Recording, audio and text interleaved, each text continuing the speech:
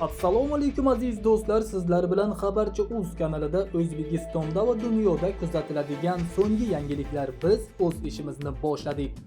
Azizlar, xabarlarimizdan to'liq ma'lumot olish uchun videoni oxirigacha tomosha qiling. Video ostida bir dona like tugmasini bosib, keyingi videolarimizni o'tkazib yubormaslik uchun albatta kanalimizga obuna bo'ling.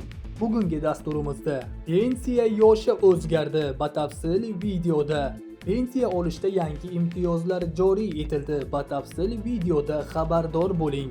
2026-yil 1-iyundan boshlab qonunga muvofiq 20 yil ish stajiga ega bo'lgan ayollarga yoshga doir pensiya umumiy belgilangan yoshdan 1 yil oldin tayinlanishi belgilanmoqda. Bu o'zgarish yillar davomida mehnat qilgan ayollar uchun muhim yengillik sifatida baholanmoqda. 20 yil ish stajiga ega bo'lganlar endi pensiya belgilangan yoshdan 1 yil oldin olish imkoniga ega bo'ladi.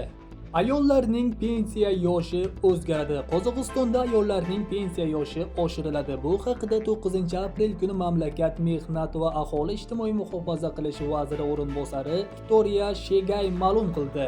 U avvalroq ayollar uchun pensiya yoshini oshirishni to'xtatib turilganligini eslatib o'tgan, biroq amaldagi qonunchilik doirasida u asta-sekin erkaklar bilan teng ravishda 63 yoshgacha oshiriladi, deydi vazir o'rinbosari. Uning tasdiqlashicha, bu chora kelajakdagi pensiya to'lovlari miqdori bilan ham bog'liq. Inson jamg'arib boriladigan pensiya tizimida qancha uzoq ishtirok etsa, uning kelajakdagi pensiyasi shunchalik yuqori bo'ladi. Shu bilan birga Qozog'istonda katta yoshdagi ayollar bandligini qo'llab-quvvatlash choralari kuchaytirilmoqda.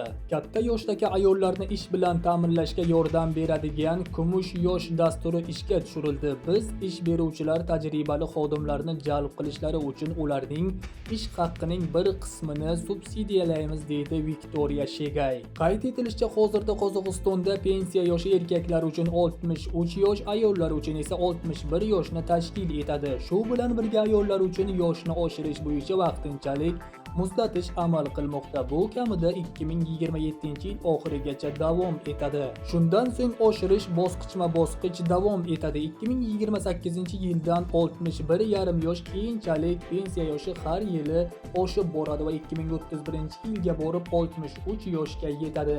Shu tariqa ayollarning pensiya yoshi erkaklarniki bilan tenglashadi. Eslatib o'tamiz, avvalroq Qozog'istonda yagona jamg'arma pensiya jamg'armasidan nafaqa to'lovlari oladigan jismoniy shaxslar daromad solig'idan to'liq ozod qilingandi. Sizlarga yetkazmoqchi bo'lgan ma'lumotlarimiz shulardan iborat edi. Xayr, salomat bo'ling.